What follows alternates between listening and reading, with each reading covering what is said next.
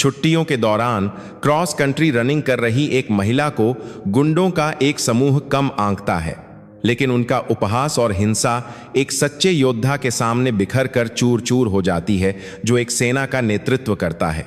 उसकी पहचान भारतीय थल सेना की विशेष बल इकाई पैरा एसएफ की एक जनरल है, जिसके कंधे पर एक सितारा चमक रहा है। यदि आपको यह वीडियो देखने के बाद यह कहानी पसंद आती है तो कृपया सब्सक्राइब, लाइक और नोटिफिकेशन सक्रिय करके अपना समर्थन दें। धन्यवाद। ठंडी हवा पहाड़ी की चोटी को सहला रही थी। चीड़ के पत्ते एक साथ पलट गए, जिससे सूरज की रोशनी के नीचे एक चांदी की लहर बन गई। समुद्र तल से 2000 मीटर से अधिक की ऊंचाई पर गढ़वाल हिमालय की ऊंचाइयों में हवा तेज महसूस हो रही थी, लेकिन जो चीज ब्रिगेडियर लक्ष्मी सिंह राठौड़ के फेफड़ों को भर रही थी वह ताजगी भरी ठंडक थी। हर बार जब ठंडी हवा पसीने से भीगी हुई उनकी लड़ाकू वर्दी की पीठ में समा जाती तो ऐसा लगता था कि शहर का सारा वायु प्रदूषण और भावनाओं का मैल भी गायब हो गया है। उनके लिए पहाड़ केवल आराम की जगह नहीं थे। पहाड़ खुद को तपाने और अपने मानसिक ध्यान को फिर से कैलिब्रेट करने के लिए एक पवित्र स्थान थे, जो कभी कभी बिखर जाता था। जब वह अपनी सैन्य वर्दी उतारती थीं, तो उनके चेहरे की कड़ी रेखाएं और उनके सीधे शरीर की मुद्रा उनकी उम्र को छिपा देती थीं, जो 40 के दशक के मध्य में प्रवेश कर चुकी थी। लेकिन जब वह अपने कंधे पर एक चांदी के सितारे वाली छलावरण वर्दी पहनती थीं, तो उनकी आंखों की नजर समय के किसी भी निशान से कहीं ज्यादा गहरी और दृढ़ होती थी। वह भारतीय सेना की सबसे घातक और गुप्त इकाई विशेष बल स्पेशल फोर्सेस में एक कोर स्टाफ अधिकारी थीं। पैरा एसएफ की पहली महिला टीम कमांडर के रूप में, जिन्हें जीवित किंवदंती का उपनाम दिया गया था, उनके नाम के साथ हमेशा एक ठंडी श्रद्धा जुड़ी रहती थी। लेकिन नाग टिब्बा की इस खड़ी ढलान पर वह प्रकृति का एक छोटा सा हिस्सा थी। वह ट्रैकिंग पोल पर निर्भर नहीं थी। अपने दोनों पैरों से उन्होंने पूरी तरह से जमीन के एहसास को महसूस किया और अपने दोनों हाथों से उन्होंने संतुलन बनाए रखा। केवल अपनी प्रशिक्षित जांघ की मांसपेशियों की ताकत से गुरुत्वाकर्षण का विरोध किया। उनकी नियमित सांसें इतनी शांत थीं कि सांस लेने और छोड़ने के बीच की सीमा लगभग महसूस नहीं होती थी। उनकी आंखें एक साथ 10 मीटर आगे और 100 मीटर चारों ओर स्कैन कर रही थीं। पगडंडी पर जानवरों के हल्के निशानों से लेकर हवा की दिशा का अनुसरण करते हुए पेड़ों के हल्के हिलने तक और दूर से सुनाई देने वाली किसी अज्ञात पक्षी की चहचहाहट तक, उनकी इंद्रियां मानो शहर के शोर से कुंद हुए दिनों की भरपाई करना चाहती थीं। जंगली प्रकृति से हर संकेत को अवशोषित कर रही थीं। छोटी तक पहुंचने के लिए बस 300 मीटर और अंतिम और सबसे थकाऊ चढ़ाई। जैसे जैसे ढलान और खड़ी होती गई, उनके दिल की धड़कन थोड़ी बढ़ गई। ठीक उसी क्षण एक कर्कश ध्वनि ने प्रकृति के मधुर सिम्फनी को बाधित कर दिया। एक तीखी चीख के बाद एक भारी टक्कर की आवाज आई। लक्ष्मी के कदम तुरंत रुक गए। उनकी भौहें थोड़ी सिकुड़ गईं। उस आवाज में निहित बुरी मंशा इतनी घनी थी कि उसे पर्वतारोहियों के बीच एक सामान्य मजाक नहीं माना जा सकता था। उन्होंने अपने शरीर को नीचे किया। आवाज की दिशा पहाड़ी के मोड़ पर चट्टानी क्षेत्र से आ रही थी। सीधे चढ़ाई के रास्ते से संपर्क करने के बजाय वह एक जंगली जानवर की तरह फुर्ती से रास्ते से हट गईं। चट्टानों और पेड़ों को कवर के रूप में इस्तेमाल करते हुए आवाज के स्रोत के पास पहुंची। उनके कदमों की आहट लगभग सुनाई नहीं दे रही थी। उनके विशेष सैन्य जूते सूखी पत्तियों पर चलने पर भी सरसराहट की आवाज को कम करने के लिए डिजाइन किए गए थे। जब उनकी नजर खुली तो उनकी आंखें सिकुड़ गईं। 3 या 4 आदमी एक बूढ़े आदमी को घेरे हुए थे। उनकी उपस्थिति पर्वतारोहियों जैसी बिल्कुल नहीं थी।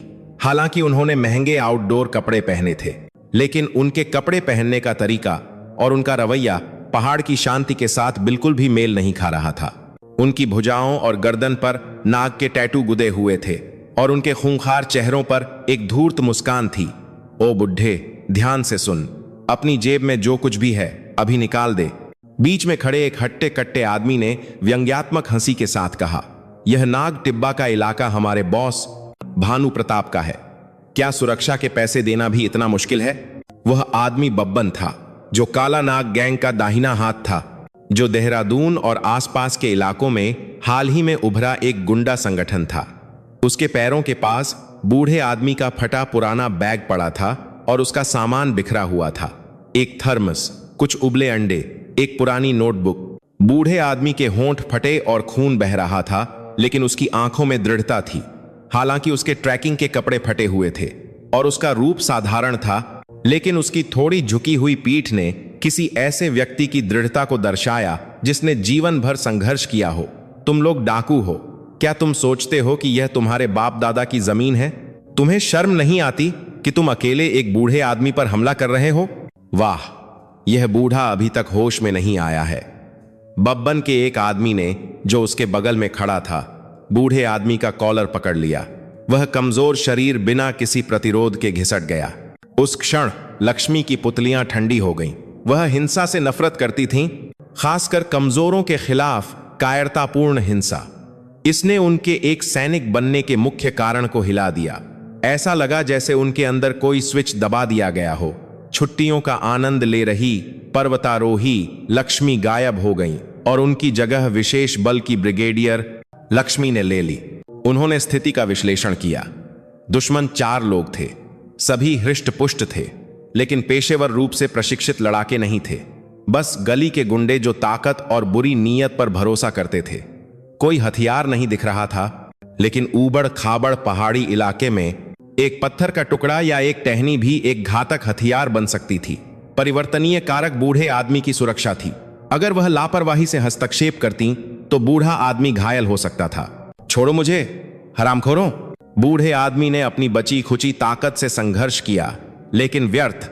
जैसे ही गुंडे का मुक्का उसके चेहरे की ओर बढ़ा, लक्ष्मी अब और सिर्फ देख नहीं सकती थीं। लक्ष्मी अपने छिपने की जगह से बाहर निकली, लेकिन उन्होंने आंख बंद करके हमला नहीं किया। उन्होंने अपना मुंह खोला। उनकी आवाज तेज नहीं थी, लेकिन पहाड़ी हवा को चीरने के लिए काफी तेज और दृढ़ थी। बस यहीं तक। चारों जोड़ी आंखें एक साथ उनकी ओर मुड़ी। पहले उनकी आंखों में भ्रम था, जो जल्द ही जिज्ञासा और अपमान के मिश्रण में बदल गया। हालांकि उन्होंने छलावरण वर्दी पहनी थी, लेकिन उनके पद के चिन्हों को ढकने वाली टोपी नीचे खींची हुई थी। और सबसे महत्वपूर्ण बात, वह एक महिला थी। ठीन नीचे खींची। बब्बन ने अपनी ठुड्डी से अपने आदमी को बूढ़े आदमी पर से अपनी पकड़ ढीली करने का इशारा किया, फिर एक कामुक मुस्कान के साथ लक्ष्मी के पास आया। वाह वाह सोनी कुड़ी, इतनी सुनसान जगह में कहां जा रही हो? सिर्फ इसलिए कि तुमने फौजी कपड़े पहने हैं, खुद को हीरोइन समझ रही हो? हम यहां कुछ जरूरी काम कर रहे हैं, इसलिए बेहतर होगा कि तुम चुपचाप अपना रास्ता नापो। उस आदमी को छोड़ दो, लक्ष्मी ने कहा। उनकी आवाज में कोई भावना नहीं थी, ठंडी और चिकनी जैसे अच्छी तरह से तपाया हुआ स्टील। उनकी शांति ने बब्बन के गुस्से को और भड़का दिया। क्या यह औरत मुझे आदेश देने की हिम्मत कर रही है? वह और करीब आया। पसीने और सस्ते परफ्यूम की घिनौनी गंध आ रही थी। लक्ष्मी ने एक पलक भी नहीं झपकाई। उनकी नजर ने तेजी से बब्बन की आंखों, गर्दन, हंसली और दोनों हाथों की स्थिति को स्कैन किया। यह एक अंतर्निहित वृत्ति थी जो एक साथ संभावित खतरों और उन महत्वपूर्ण बिंदुओं की पहचान करती थी जिन पर हमला किया जा सकता था। यह आदेश नहीं है, यह एक चेतावनी है। यह एक चेतावनी है। चेतावनी? हाँ। बब्बन अविश्वसनीय रूप से हंसा। उसके बाकी आदमी भी हंसने लगे। पहाड़ की शांति पूरी तरह भंग हो गई थी। उनकी नीच हंसी गूंज रही थी। ऐ लड़की, तुम जानती हो हम कौन हैं? क्या तुम चाहती हो कि हम तुम्हें सिखाएं कि यह दुनिया कितनी कठोर है, या सीधे अपने शरीर से सीखना चाहती हो? बब्बन का हाथ लक्ष्मी के कंधे की ओर बढ़ा। ठीक इससे पहले कि उसका हाथ उनकी वर्दी को छूता, समय धीमा हो गया। लक्ष्मी की आंखों में जो था वह गुस्सा या डर नहीं था, बल्कि एक ठंडी गणना थी जो अपने प्रतिद्वंद्वी का पूरी तरह से विश्लेषण और विच्छेदन कर रही थी। उन्हें एहसास हुआ कि उनकी छुट्टी यहीं समाप्त हो गई है, और उन्हें लगा कि इतने लंबे समय के बाद वह सिर्फ एक अभ्यास के बजाय एक वास्तविक लड़ाई की गंध सूंघेंगी। जो हवा अभी अभी पहाड़ी की चोटी पर बह रही थी, वह अचानक रुक गई। यह तूफान से पहले की शांति थी। बब्बन का हाथ लक्ष्मी के कंधे को लगभग छूने ही वाला था। इससे पहले कि उसकी उंगलियों के पोरों को वर्दी के खुरदुरे कपड़े का एहसास होता, लक्ष्मी का शरीर पहले ही प्रतिक्रिया कर चुका था। वह अपने शरीर को थोड़ा घुमाते हुए आधा कदम पीछे हटी। बब्बन का हाथ खाली हवा में चला गया। निशाना चूकने पर उसके शरीर का ऊपरी हिस्सा थोड़ा आगे की ओर झुक गया। एक छोटा सा क्षण, 1 सेकंड के 10वें हिस्से से भी कम, लेकिन लक्ष्मी के लिए वह समय अनंत काल जैसा लगा। उनका दाहिना हाथ बिजली की गति से निकला, मुक्का नहीं। उनकी खुली उंगलियों ने सटीकता से बब्बन की कलाई के अंदर के महत्वपूर्ण बिंदु पर प्रहार किया, जहां रक्तवाहिकाएं और नसें केंद्रित होती हैं। आह, करता एक छोटी चीख के साथ बब्बन की बांह की ताकत गायब हो गई। उसे समझ नहीं आया कि उसकी बांह को क्या हुआ। उसकी हड्डी टूटी नहीं थी, लेकिन ऐसा लगा जैसे उसकी पूरी बांह बिजली के झटके से सुन्न हो गई हो। लेकिन लक्ष्मी का हमला यहीं नहीं रुका। जिस हाथ ने अभी अभी कलाई पर हमला किया था, वह तुरंत बब्बन की बांह के चारों ओर लिपट गया और उनका शरीर एक लट्टू की तरह उस आदमी की पकड़ में आ गया, जबकि दूसरे हाथ ने उसकी कोहनी के जोड़ को सहारा दिया। एक छोटे शरीर से अविश्वसनीय ताकत के साथ उत्तोलक के सिद्धांत का उपयोग करते हुए उन्होंने एक भयानक चटने की आवाज के साथ बब्बन की बांह को ऊपर की ओर मोड़ दिया।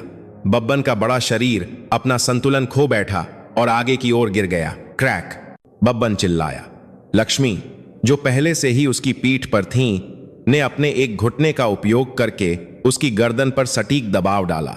उसकी गर्दन की हड्डी पर दबाव के कारण हुए दर्द ने उसे हाँफते हुए जमीन को पकड़ने पर मजबूर कर दिया। यह सब एक पल में हो गया। उसके बाकी 3 आदमी केवल यह देखकर दंग रह गए कि उनके बॉस को एक बच्चे की तरह कैसे निष्क्रिय कर दिया गया था। अरे, तुम क्या कर रही हो, पागल औरत! उनमें से एक, जो होश में आया, हमला करते हुए चिल्लाया। उसने एक बड़ी लकड़ी की टहनी लहराई जो वह पकड़े हुए था। लक्ष्मी ने पीछे से हवा की सरसराहट महसूस की। बब्बन को पूरी तरह से निष्क्रिय करने के लिए उसके गर्दन पर अपना घुटना और जोर से दबाया, फिर अपने शरीर के ऊपरी हिस्से को थोड़ा घुमाया। लकड़ी की टहनी बस उनके शरीर के किनारे से गुजरी और खाली हवा में जा लगी। जिस गुंडे का हमला चूक गया था, वह हैरान रह गया। जब उसने फिर से लकड़ी की टहनी उठाने की कोशिश की, लक्ष्मी पहले ही कूदकर खड़ी हो चुकी थीं।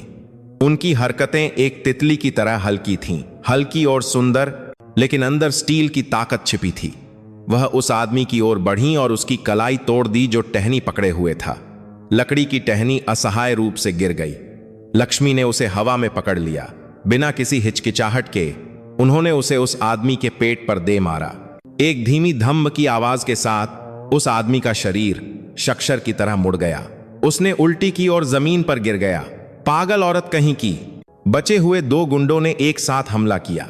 एक ने सामने से मुक्के से हमला किया, दूसरे ने बगल से लात मारने की कोशिश की। विशिष्ट गली लड़ाई शैली, एक समन्वित हमले के बजाय घबराहट भरी हरकतें। लक्ष्मी ने सामने से आ रहे मुक्के को अपनी हथेली से हल्के से हटा दिया। प्रतिद्वंद्वी की ताकत का उपयोग करते हुए उन्होंने उस आदमी के शरीर को एक ढाल के रूप में इस्तेमाल किया। बगल से आ रही लात सीधे उसके साथी की कमर पर लगी। आह! दोनों टकरा गए और एक हास्यास्पद स्थिति में गिर गए। लक्ष्मी ने उस छोटे से क्षण को बर्बाद नहीं किया। अपने हाथ में लकड़ी की टहनी के साथ उन्होंने गिरे हुए दोनों लोगों के कंधों और जांघों पर तंत्रिका बिंदुओं पर जल्दी और सटीक रूप से 2-2 बार वार किया। हमले का उद्देश्य महत्वपूर्ण बिंदुओं पर था, लेकिन हड्डी तोड़ने या गंभीर आंतरिक चोट पहुंचाने के लिए नहीं, बस अस्थायी रूप से निष्क्रिय करने के लिए अत्यधिक दर्द पैदा करना। यही उनकी मार्शल आर्ट तकनीक का सार था। न्यूनतम गति के साथ निष्क्रिय करना, न्यूनतम क्षति पहुंचाना, लेकिन अधिकतम प्रभाव पैदा करना। यह उन हत्या तकनीकों को नियंत्रित करने का उनका तरीका था जिन्हें उन्होंने दशकों तक निखारा था। 4 हृष्टपुष्ट आदमियों को जमीन पर कराहते हुए गिराने में 30 सेकंड से भी कम समय लगा। उन्हें पूरी तरह से यह भी पता नहीं था कि क्या हुआ था। वे बस एक असाधारण ताकत और तकनीक के सामने असहाय रूप से बिखर गए थे। लक्ष्मी की सांस भी नहीं फूली थी। उन्होंने लकड़ी की टहनी फेंक दी और लेटे हुए बूढ़े आदमी के पास गईं। पिताजी, आप ठीक हैं? उनकी आवाज अब नरम थी, पहले से अलग। बूढ़ा आदमी डरा हुआ या हैरान नहीं लग रहा था। उसने अपनी पीठ से फटे होठों को पोंछा और प्रशंसा से भरी आंखों से लक्ष्मी को देखा, जैसे कि उसने अभी अभी एक असंभव दृश्य देखा हो। मैं ठीक हूं बेटी, यह फौजी बहुत काबिल है। कृपया एक क्षण प्रतीक्षा करें पिताजी, मुझे यह खत्म करना है। लक्ष्मी ने सिर हिलाया और बब्बन के पास वापस गईं। वह आदमी अभी भी जमीन पर औंधा पड़ा कराह रहा था। लक्ष्मी ने अपनी पिछली जेब से अपना बटुआ निकाला और उसका आधार कार्ड जांचा। उन्होंने उसका फोन भी ले लिया। बब्बन एक बता जा एक। बब्बन सिंह, काला नाग गैंग का दाहिना हाथ तुम ही हो? तुम कौन हो आखिर? बब्बन ने दर्द के बीच उसे एक नजर देखते हुए पूछा। उसकी आंखें डर से भरी थीं। लक्ष्मी ने जवाब देने के बजाय बब्बन के फोन का इस्तेमाल 112 पर कॉल करने के लिए किया। उन्होंने स्पीकर मोड सक्रिय किया। हाँ, पुलिस नियंत्रण कक्ष 112। नाग टिब्बा पर पत्थर चट्टी के पास एक पर्वतारोही के खिलाफ हिंसा की घटना हुई है। पीड़ित एक बुजुर्ग व्यक्ति है। अपराधी 4 वयस्क पुरुष हैं। अपराधियों को वर्तमान में निष्क्रिय कर दिया गया है। कृपया तुरंत एक यूनिट भेजें। उनकी आवाज संक्षिप्त और सटीक थी, बिना किसी बकवास के। दूसरी तरफ का पुलिसकर्मी थोड़ा भ्रमित लग रहा था। ठीक है, क्या हम रिपोर्टर का नाम और संपर्क नंबर जान सकते हैं? मौके पर पहुंचने पर सत्यापित किया जा सकता है। और एक अपराधी बब्बन सिंह है जो काला नाग गैंग का दाहिना हाथ है। सुनिश्चित करें कि यह जानकारी स्थानीय पुलिस अधीक्षक कार्यालय को सही ढंग से दी जाए। उन्होंने एक तरफा कॉल काट दी। बब्बन का चेहरा पीला पड़ गया। जब उसका नाम लिया गया तो उसे एहसास हुआ कि यह मामला एक साधारण मारपीट के मामले के रूप में समाप्त नहीं होगा। लक्ष्मी लेटे हुए गुंडों के पास गईं और कहा, जब तक पुलिस नहीं आती, अगर तुम लोग यहां से एक कदम भी हिले तो तुम्हें पता चलेगा कि अभी जो हुआ वह सिर्फ वार्म अप था। उनकी आवाज ठंडी और चुभने वाली थी। गुंडे दर्द में होने के बावजूद केवल डर से सिर हिला सके। वह बूढ़े आदमी के पास वापस गईं। उसका बिखरा हुआ सामान उठाकर उसके बैग में डाल दिया, खासकर धूल भरी पुरानी नोटबुक। उन्होंने उसे सौंपने से पहले उसे ध्यान से साफ किया। माफ करना पिताजी, आपको इस अप्रिय अनुभव से गुजरना पड़ा। बूढ़े आदमी ने अपनी नोटबुक स्वीकार की और अपना सिर हिलाया। नहीं नहीं, वास्तव में मैं फौजी बेटी की वजह से बच गया। मैं ही हूं जो धन्यवाद देता हूं, लेकिन बेटी की क्षमता कोई मजाक नहीं थी। आप किस यूनिट से हैं? लक्ष्मी एक पल के लिए झिझकी। अपनी पहचान बताने की कोई बाध्यता नहीं थी, लेकिन बूढ़े आदमी की आंखों में सिर्फ जिज्ञासा से ज्यादा कुछ था। एक गहरी नजर थी जो मानो एक साथी को पहचान रही हो। एक नजर जो केवल उस व्यक्ति के पास होती है जिसने सेना में लंबे समय तक सेवा की हो। मैं सिर्फ एक सैनिक हूं जो देश की रक्षा करती है, पिताजी। जैसे ही उन्होंने जवाब दिया और अपनी टोपी को ठीक किया, पहाड़ के नीचे से सायरन की आवाज धीरे धीरे सुनाई देने लगी। पुलिस उनके अनुमान से ज्यादा तेजी से आगे बढ़ रही थी, लेकिन सायरन की आवाज ने लक्ष्मी के लिए राहत के बजाय एक नया तनाव ला दिया।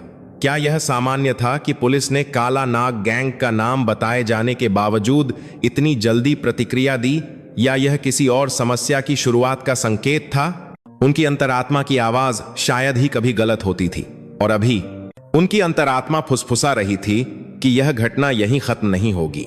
सायरन की आवाज और पास आ गई, जो पहाड़ी सड़कों पर चढ़ने के लिए संघर्ष कर रही पुलिस की गाड़ी के इंजन की गड़गड़ाहट के साथ मिल गई। लक्ष्मी ने एक पल के लिए अपनी आंखें बंद कर लीं, आवाज पर ध्यान केंद्रित किया। 2 वाहन, एक पहाड़ी गश्ती जीप और एक मिनी बस। इसका मतलब था कि कम से कम 5 से 6 कर्मी आ रहे थे। एक साधारण हिंसा की रिपोर्ट के लिए इतने सारे कर्मियों की संख्या असामान्य थी। क्या यह इसलिए था क्योंकि उन्होंने बब्बन का नाम लिया था, या कोई और कारण था? जल्द ही पसीने से तरबतर पुलिस अधिकारी दिखाई दिए। नेतृत्व करने वाला एक अधेड़ उम्र का आदमी था, जिसका पेट निकला हुआ था और ढीली जैकेट पहनी हुई थी। उसका चेहरा तैलीय था और उसकी घनी दाढ़ी बेतरतीब ढंग से बढ़ी हुई थी। वह हाँफ रहा था जब उसने अपनी नजर करते हैं पूरे घटना स्थल पर घुमाई। उसकी आंखें बारी बारी से बब्बन के गिरे हुए गिरोह, लक्ष्मी और बूढ़े आदमी को देख रही थीं, लेकिन उसकी नजर पीड़ित पर नहीं रुकी, बल्कि जमीन पर लेटे बब्बन पर ज्यादा देर तक टिकी रही। और उसके मुंह से निकले पहले शब्दों ने लक्ष्मी के संदेह को निश्चितता में बदलने के लिए काफी थे। अरे बब्बन भाई, ये क्या है? ये सब कैसे हो गया?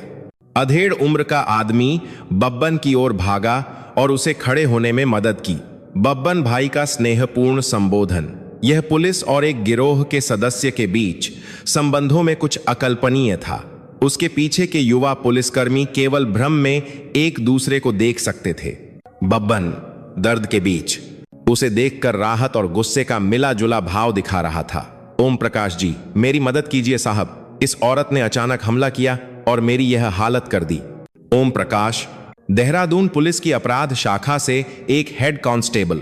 उसने बब्बन को खड़े होने में मदद करते हुए लक्ष्मी की ओर तीखी नजर से देखा। उसकी आंखें सतर्कता और झुंझलाहट से भरी थीं। तुम कौन हो? तुमने उनके साथ यह किया? उसका लहजा एक रिपोर्टर से बात करने के बजाय एक संदिग्ध से पूछताछ करने जैसा था। मैंने ही रिपोर्ट की थी। ये लोग इस सज्जन से मारपीट और लूटपाट करने की कोशिश कर रहे थे। यह एक वैध आत्मरक्षा थी, लक्ष्मी ने शांति से जवाब दिया। लेकिन ओम प्रकाश ने मानो उसकी बात सुनी ही नहीं, बस फटे होठों वाले चुपचाप खड़े बूढ़े आदमी पर एक नजर डाली। ओ बुढ़े, क्या यह औरत जो कह रही है वह सच है? उन्होंने तुम्हें मारा? बूढ़ा आदमी हैरान था। पुलिस को पीड़ित का बचाव करना चाहिए और अपराधियों को पकड़ना चाहिए, लेकिन यह आदमी अपराधियों की रक्षा कर रहा था। हाँ, उन्होंने मुझे पीटा और मेरे पैसे छीनने की कोशिश की। अगर यह फौजी बेटी नहीं होती तो मैं मुश्किल में पड़ जाता। लेकिन क्या पुलिस के घटनास्थल पर आने पर ऐसा ही रवैया होता है? हालांकि बूढ़े आदमी ने विरोध किया, ओम प्रकाश टस से मस नहीं हुआ। इसके बजाय उसने एक चिढ़ भरा भाव दिखाया। आह बाबा, कहानी बाद में पुलिस स्टेशन में सुनाना, पहले स्थिति को देखते हैं। किसी भी तरह लोगों को इस हालत में लाना अत्यधिक मारपीट है। जरा अपना पहचान पत्र दिखाओ। ओम प्रकाश ने अपनी ठुड्डी से लक्ष्मी की ओर इशारा किया। यह स्पष्ट रूप से एक तरफा जांच थी। उसके पीछे एक युवा पुलिसकर्मी अब और बर्दाश्त नहीं कर सका और सावधानी से बोलने की कोशिश की। कमांडर, क्या हमें पहले पीड़ित का बयान और घटनास्थल पर सबूत सुरक्षित नहीं करने चाहिए? चुप रहो, मुझे पता है कि मैं क्या कर रहा हूं। तुम वहां जाओ और बस तस्वीरें लो। ओम प्रकाश ने उस युवा पुलिसकर्मी की बात काटते हुए उसे डांटा। युवा पुलिसकर्मी डरकर चुप हो गया। उस दृश्य ने स्पष्ट रूप से दिखाया कि यहां सत्ता का पदानुक्रम कैसे काम करता है। लक्ष्मी ने ओम प्रकाश को गहराई से देखा। उसकी आंखों की चमक, आवाज के लहजे से लेकर उसकी हर हरकत तक भ्रष्टाचार की बदबू आ रही थी। यह सिर्फ एक साधारण सहजीवी संबंध नहीं था। यह सिर्फ रिश्वत लेने और आंखें मूंद लेने से कहीं ज्यादा था। यह एक सहजीवी संबंध था जिसमें वे एक इकाई के रूप में काम करते थे। वह कल्पना कर सकती थीं कि देहरादून क्षेत्र में सुरक्षा की स्थिति कितनी खराब होगी। मैं अपना पहचान पत्र नहीं दिखा सकती, लक्ष्मी ने दृढ़ता से कहा। एक सैनिक की पहचान, खासकर उसके जैसे विशेष मिशन वाले सैनिक की, लापरवाही से प्रकट नहीं की जा सकती। क्या? पहचान दिखाने से इनकार? तुम एक अधिकारी के काम में बाधा डाल रही हो? वाह, यह औरत तो साधारण नहीं है। मैं तुम्हें मारपीट के अपराधी के रूप में गिरफ्तार कर सकता हूं। ओम प्रकाश ने अपनी आवाज ऊंची की, जैसे वह इसी क्षण का इंतजार कर रहा हो। वह स्थिति को पलटने और इस मामले को दबाने के लिए सारा दोष लक्ष्मी पर मढ़ने का इरादा रखता था। बब्बन के होठों पर एक धूर्त मुस्कान उभर आई। ओम प्रकाश जी, वह औरत सिर्फ एक छोटी मोटी फौजी है जो हीरोइन बनने की कोशिश कर रही है। उसे सबक सिखाओ। स्थिति तेजी से बिगड़ रही थी। कानून प्रवर्तन एजेंसियां, जिन्हें न्याय कायम करना चाहिए था, सड़ चुकी थीं और अपराधी उनकी सुरक्षा में और भी जोर से बोल रहे थे। लक्ष्मी को एहसास हुआ कि उनसे बात करने का कोई फायदा नहीं है। वे जो भाषा समझते थे वह कानून या तर्क नहीं थी, केवल एक ही भाषा थी, सत्ता की भाषा। उन्होंने धीरे धीरे अपनी जेब से अपना फोन निकाला और रिकॉर्ड बटन दबाया। रिकॉर्डिंग का संकेत देने वाली लाल बत्ती झपकी। अब से मैं देहरादून पुलिस की अपराध शाखा के हेड कांस्टेबल ओम प्रकाश के सभी अवैध कार्यों को रिकॉर्ड करूंगी, जिसमें कर्तव्य की उपेक्षा, अधिकार का दुरुपयोग और डराने धमकाने का प्रयास शामिल है। ओम प्रकाश का चेहरा तुरंत तन गया। उसने खांसकर अपनी घबराहट छिपाने की कोशिश की। यह तुम क्या कर रही हो? यह निजता का उल्लंघन है। सार्वजनिक कर्तव्य का निर्वहन कर रहे पुलिस अधिकारियों के लिए निजता का अधिकार लागू नहीं होता है, और मैं आपके अवैध कार्यों की रिपोर्ट करने के लिए सबूत इकट्ठा कर रही हूं। कृपया जारी रखें। मुझे अपराधी के रूप में गिरफ्तार करें। किस आरोप में? लक्ष्मी की आवाज बर्फ की तरह ठंडी थी। उनकी नजर अब ओम प्रकाश को एक साधारण भ्रष्ट पुलिसकर्मी के रूप में नहीं देख रही थी, वह उसे एक दुश्मन के रूप में देख रही थी। इस बात एलेकाली की, एक कैंसर जो देश की नींव को खोखला कर रहा था, एक दुश्मन जो भीतर से उन लोगों को धमकी दे रहा था जिनकी उसे रक्षा करनी चाहिए थी। ओम प्रकाश एक कदम पीछे हट गया। उसने सहज रूप से महसूस किया कि उसके सामने की महिला एक बराबरी का प्रतिद्वंद्वी नहीं थी। यह तथ्य कि उसने सैन्य वर्दी पहनी थी ने भी उसे चिंतित किया, लेकिन जो उसे ज्यादा दबा रहा था वह उसकी अविचल आंखें और उसके बोलने का तार्किक तरीका था। उसने बब्बन की ओर देखा। बब्बन ने उसे एक नजर दी जो कह रही थी, किस बात का इंतजार कर रहे हो? ओम प्रकाश जानता था कि अगर वह अब पीछे हट गया तो उसका स्वाभिमान और भविष्य में उसका व्यवसाय भी प्रभावित होगा। उसने अपनी आखिरी धमकी देने का फैसला किया। अरे तुम दोनों, उस औरत का फोन छीन लो और उसे हथकड़ी लगा दो। उसे कर्तव्य में बाधा डालने वाले अपराधी के रूप में गिरफ्तार करो। ओम प्रकाश के आदेश पर 2 युवा पुलिसकर्मी अनिच्छा से लक्ष्मी के पास पहुंचे। उनके चेहरे संदेह और चिंता से भरे थे। वे जानते थे कि यह स्थिति सही नहीं थी, लेकिन वे अपने वरिष्ठ के आदेशों का विरोध नहीं कर सकते थे। मैडम, कृपया सहयोग करें। कृपया अपना फोन नीचे रख दें, उनमें से एक ने सावधानी से कहा। लक्ष्मी ने उन्हें एक क्षण के लिए देखा। वह उनकी आंखों में आंतरिक संघर्ष को पढ़ सकती थीं, लेकिन वह पीछे नहीं हट सकती थीं। यहां पीछे हटने का मतलब अन्याय के आगे झुकना था, और एक सैनिक के रूप में उनका स्वाभिमान इसकी इजाजत नहीं देता था। तुम लोग एक अवैध आदेश का पालन करने वाले हो।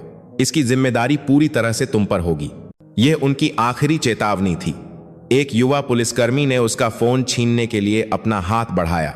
उसी क्षण लक्ष्मी का शरीर फिर से हरकत में आया। यह हिंसा नहीं थी, यह बहते पानी की तरह एक तरल और हवा की तरह तेज गति थी। उन्होंने हल्के से पुलिसकर्मी की कलाई पकड़ी और उसे मोड़ दिया। आप कभी पानी को मिला करने की काम करती है, जिससे उसके हमले की दिशा बदल गई। उसी समय उन्होंने दूसरे पुलिसकर्मी से दूरी बनाए रखने के लिए उस पुलिसकर्मी के शरीर को एक ढाल के रूप में इस्तेमाल किया। अरे तुम लोग क्या कर रहे हो? जल्दी से उसे काबू करो, ओम प्रकाश चिल्लाया। स्थिति उसके नियंत्रण से बाहर होने लगी थी। उसी क्षण बब्बन ने अपना आपा खो दिया और हमला कर दिया।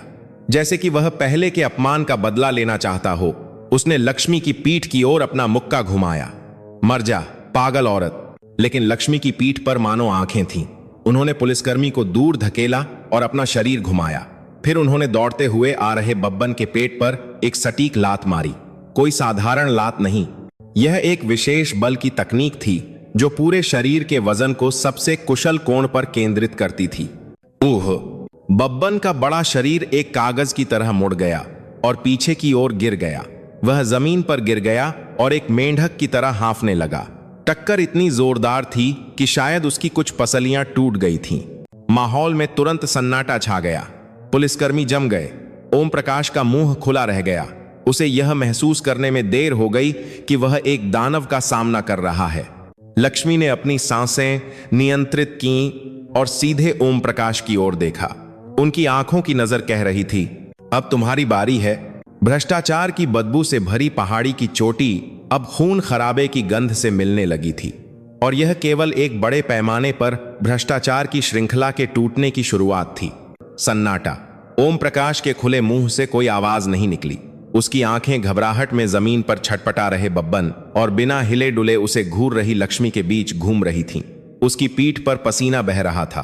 पहाड़ों की ठंडी हवा बहुत ठंडी लग रही थी। उसे बनाने के लगातार जो खीमसान एहसास हुआ कि उसने एक घातक गलती की है। उसके सामने की महिला उस तरह की नहीं थी जिसे धमकियों और थोड़े से रिश्वत के पैसे से निपटाया जा सके।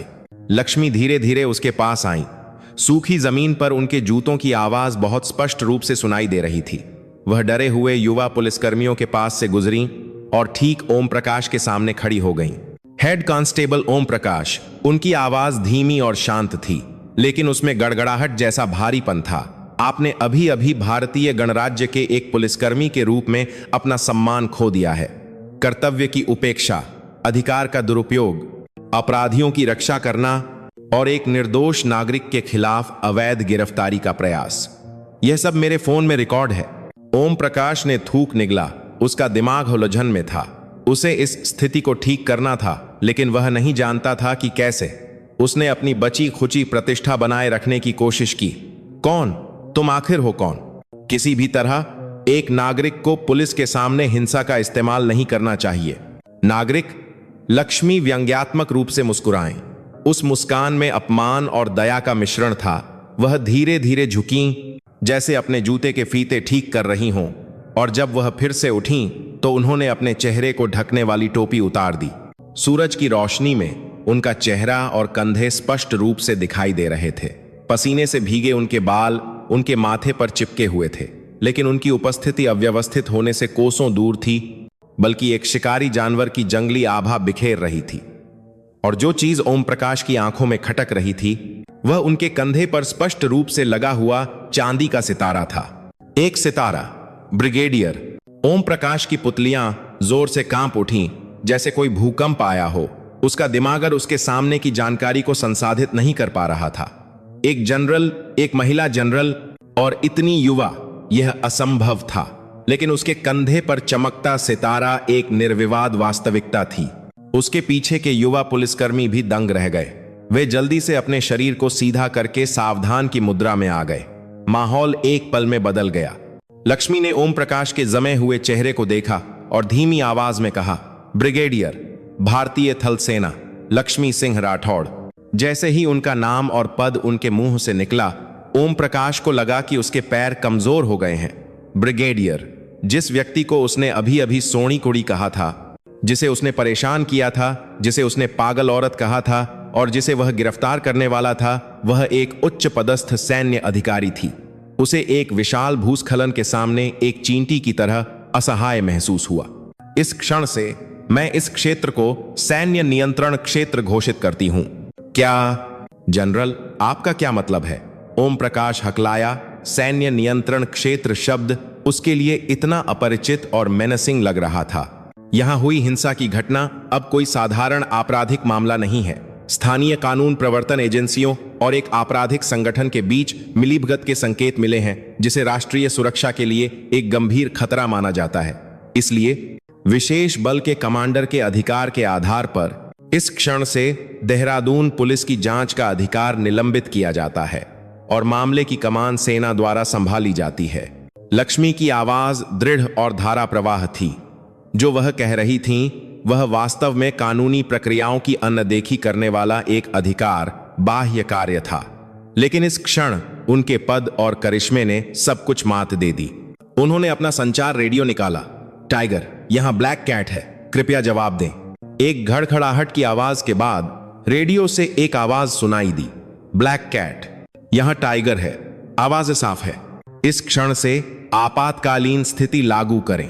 तुरंत मेरे स्थान पर एक सैन्य पुलिस टीम भेजें और देहरादून पुलिस के हेड कांस्टेबल ओम प्रकाश के खिलाफ जांच के लिए पुलिस मुख्यालय के सतर्कता विभाग से संपर्क करें।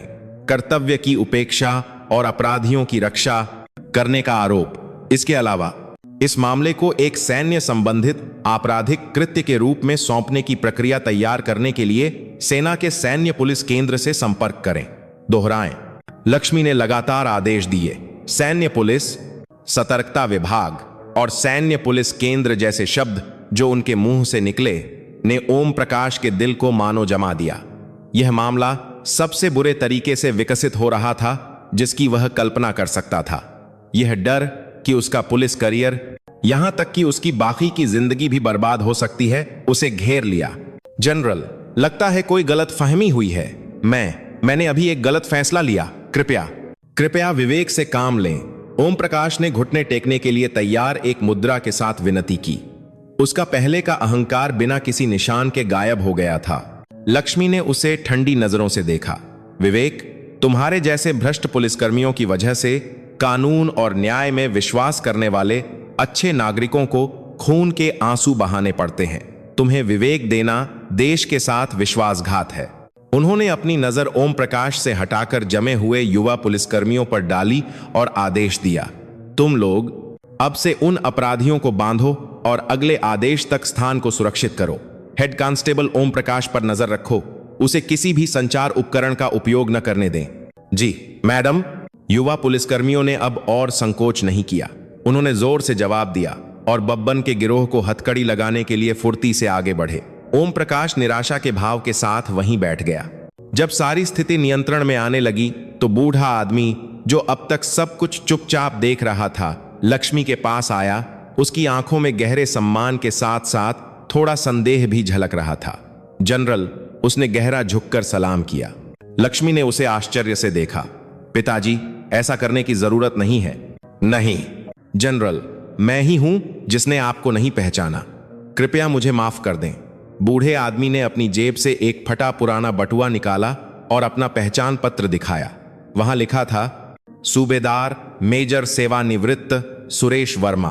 उसने खुद को सेना में अपने वरिष्ठ, और वह भी एक जनरल, को न पहचानने के लिए दोषी ठहराया। सूबेदार मेजर सेवानिवृत्त सुरेश वर्मा।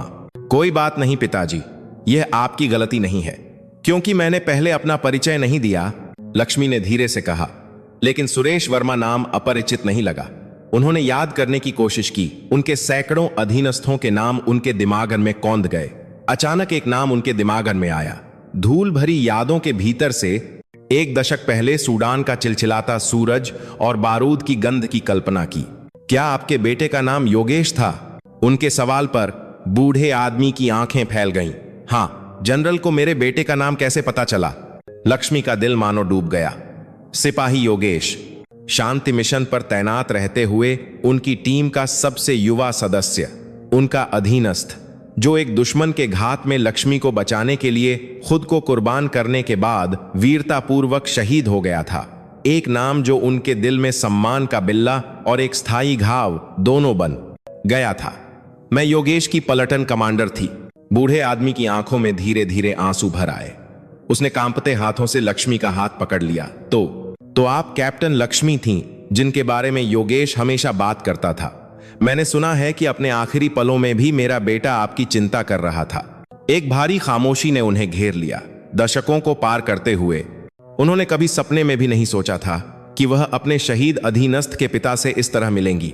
लक्ष्मी ने बूढ़े आदमी के हाथ की पकड़ का जवाब दिया और बड़ी मुश्किल से अपना मुंह खोला। मैं योगेश की जान की कर्जदार हूं। मैं योगेश की जान की कर्जदार हूं, एक कर्ज जिसे मैं जीवन भर कभी नहीं चुका सकती। उसी क्षण लक्ष्मी को एहसास हुआ कि यह घटना अब कोई महज संयोग नहीं थी, यह नियति थी। एक मजबूत पूर्वाभास कि यह शायद उनके शहीद अधीनस्थ द्वारा छोड़ा गया आखिरी मिशन था, ने उनके पूरे शरीर को घेर लिया। उन्होंने श्री वर्मा को देखा और पूछा, लेकिन पिताजी, आप अकेले इस खड़ी पहाड़ी पर क्यों आए? बूढ़े आदमी ने अपने आंसू पोंछे और उसके झुर्रियों वाले चेहरे पर गहरे दुख की एक लकीर खिंच गई। दरअसल योगेश के छोटे भाई की वजह से वह एक पत्रकार है। वह कुछ कवर करने के लिए इस इलाके में आया था और एक हफ्ते से उससे कोई संपर्क नहीं हो पाया है। लक्ष्मी की नजर एक चाकू की तरह तेज हो गई। उनके शहीद अधीनस्थ का छोटा भाई, एक पत्रकार और एक हफ्ते से लापता, बिखरे हुए पहेली के टुकड़े एक भयानक तस्वीर बनाने के लिए एक साथ जुड़ने लगे। उनके कंधे पर सितारे का बोझ और भी भारी महसूस होने लगा। यह महज पद का बोझ नहीं था, यह उन लोगों का बोझ था जिनकी उन्हें रक्षा करनी थी और उस मिशन का जिसे उन्हें पूरा करना था। कोई संपर्क नहीं हो पाया। लक्ष्मी की आवाज में तनाव था। सूबेदार मेजर सुरेश वर्मा ने अपना सिर झुका लिया। उनके कंधे इतने छोटे लग रहे थे। जीवन भर एक दृढ़ सैनिक की छवि गायब हो गई थी। केवल एक पिता का चित्र बचा था जो अपने बेटे को खोने से डर रहा था। हाँ, उसका नाम यश वर्मा है। मैं चाहता था कि वह अपने भाई के नक्शेकदम पर चलकर एक सैनिक बने, लेकिन उसने कलम से लड़ने का विकल्प चुना और एक पत्रकार बन गया। वह एक ऑनलाइन मीडिया आउटलेट के लिए काम करता है और कई बड़े मामलों का पर्दाफाश करने के लिए उसका नाम काफी जाना जाता है। वह अपनी सांसें नियंत्रित करने के लिए एक पल रुका। उसकी आवाज में यादें और चिंताएं मिली हुई थीं। एक हफ्ते पहले वह निर्माण, भ्रष्टाचार और पर्यावरण प्रदूषण के एक मामले को कवर करने के लिए देहरादून आया था। उसने कहा था कि इस बार उसकी रिपोर्टिंग बहुत खतरनाक होगी, इसलिए अगर कुछ दिनों तक कोई खबर न मिले तो ज्यादा चिंता न करें। लेकिन एक हफ्ते से ज्यादा हो गया है और कोई खबर नहीं है। मैंने उसके न्यूज ऑफिस से संपर्क किया, लेकिन उन्होंने कहा कि यश कंपनी को रिपोर्ट किए बिना अकेले काम कर रहा था, इसलिए उन्हें उसके ठिकाने का पता नहीं है। मैंने पुलिस में भी रिपोर्ट दर्ज कराई है, लेकिन वे उसे सिर्फ घर से भागे हुए एक वयस्क के रूप में मान रहे हैं और गंभीरता से जांच नहीं कर रहे हैं। उस कहानी को सुनकर लक्ष्मी का दिमाग तेजी से घूमने लगा। देहरादून, निर्माण, भ्रष्टाचार, पर्यावरण प्रदूषण और आज वह गुंडों और भ्रष्ट पुलिस से मिली। यह सब एक ही धागे में जुड़ा हुआ था। बहुत संभावना थी कि पत्रकार यश वर्मा इस बड़े भ्रष्टाचार के मूल के बहुत करीब पहुंच गया था और परिणाम स्वरूप उसे रास्ते से हटा दिया गया था। क्या आप जानते हैं कि आपका बेटा किस चीज को कवर कर रहा था? और विस्तार से? मुझे भी ठीक से नहीं पता, बस उसने इतना कहा था कि यह हिमालयी क्षेत्र में चल रही एक बड़ी रिजॉर्ट निर्माण परियोजना से संबंधित है। वह परियोजना हिमालयन विस्टास प्राइवेट लिमिटेड नामक कंपनी के नेतृत्व में है और खबर है कि इस प्रक्रिया में वे चुपके से यहां पास की एक पुरानी खदान में अवैध कचरा दफना रहे हैं और इसकी रक्षा स्थानीय राजनेता और पुलिस कर रहे हैं। यही कहानी है हिमालयन विस्टास प्राइवेट लिमिटेड। पुरानी खदान, स्थानीय राजनेता, ये मुख्य शब्द लक्ष्मी के दिमागर में अंकित हो गए। यह सिर्फ एक साधारण भ्रष्टाचार का मामला नहीं था, यह एक विशाल कार्टेल था जो स्थानीय समाज को खोखला कर रहा था और बब्बन का गिरोह संभवतः सबसे निचले स्तर पर गंदा काम करने वाले प्यादे थे। पर्वतारोहियों से पैसे वसूलने की उनकी हरकतें सिर्फ पैसे कमाने के लिए नहीं थीं, बल्कि उनके क्षेत्र के पास आने वाले किसी भी व्यक्ति पर नजर रखने और उसे नियंत्रित करने के लिए भी थीं। खसकर पुरानी खदान की ओर जाने वाले रास्ते पर लक्ष्मी हेड कांस्टेबल ओम प्रकाश के पास गईं, जो अभी भी जमीन पर बैठा था। उसकी परछाई ओम प्रकाश के चेहरे पर पड़ी, जिससे वह डर से कांप उठा। ओम प्रकाश, यहां पास में पुरानी खदान कहां है? खदान? मुझे नहीं पता। लक्ष्मी की आवाज बर्फ की तरह ठंडी हो गई। वह झुकी और ओम प्रकाश का कॉलर पकड़ लिया। यह एक ऐसा कार्य था जो एक सैनिक को नहीं करना चाहिए, लेकिन इस समय उसके लिए अपने विवेक को बनाए रखना मुश्किल था। अपने शहीद अधीनस्थ के भाई को बचाने का सुनहरा समय बीतता जा रहा था। मैंने पूछा, तुम्हारे आदमी जिस जगह की रखवाली करते हैं वह कहां है? क्या तुम यश वर्मा नाम के पत्रकार को जानते हो? वह पत्रकार जो 1 हफ्ते पहले लापता हो गया था। क्या तुम लोगों ने यह किया? पकड़े गए ओम प्रकाश का चेहरा पीला पड़ गया। उसने जोर जोर से अपना सिर हिलाया। जनरल, मुझे सच में नहीं पता। मुझे पता है कि बब्बन और उसके आदमी क्या करते हैं, लेकिन मुझे इतनी दूर तक का ब्यौरा नहीं पता। मैंने पहली बार सुना है कि कोई पत्रकार लापता है। उसकी आंखों में डर भरा था, लेकिन ऐसा लग रहा था कि वह झूठ नहीं बोल रहा है। वह इस कार्टेल में सिर्फ एक मध्यम स्तर का प्रबंधक था जिसके पास मुख्य जानकारी तक पहुंच नहीं थी। लक्ष्मी ने ओम प्रकाश को छोड़ दिया और बब्बन की ओर मुड़ी, जो अभी भी कराह रहा था, अपने पेट को पकड़े हुए, जिस पर लात पड़ी थी। बब्बन ने डर और दर्द से भरी आंखों से लक्ष्मी को देखा। बब्बन, यह तुम्हारा आखिरी मौका है। लक्ष्मी ने उसके कान में फुसफुसाया। उसकी आवाज धीमी थी, लेकिन उसमें मौत की हवा थी। पत्रकार यश वर्मा कहां है? क्या तुम लोगों ने उसे छिपाया है? सच बोलो तो मैं तुम्हारी सजा में नरमी पर विचार करूंगी, लेकिन अगर तुम चुप रहे तो तुम जीवन भर फिर कभी सूरज नहीं देख पाओगे। तुम जानते हो, है ना, कि मैं ऐसा कर सकती हूं। बब्बन का शरीर जोर से कांप उठा। वह जानता था कि उसके सामने की महिला धमकी नहीं दे रही थी। उसने अपने पूरे शरीर से महसूस किया था कि यह महिला जो कहेगी वह करेगी। वह एक पल के लिए झिझका। संगठन के रहस्यों को उजागर करना विश्वासघात था और इसकी सजा मौत थी, लेकिन जो अभी उसका इंतजार कर रहा था वह बदतर पीड़ा और निराशा लग रही थी। वह पत्रकार, हमने नहीं किया, उसने बड़ी मुश्किल से कहा। तो किसने किया? वह कहां है? कुछ दिन पहले ऊपर से आदेश आया था।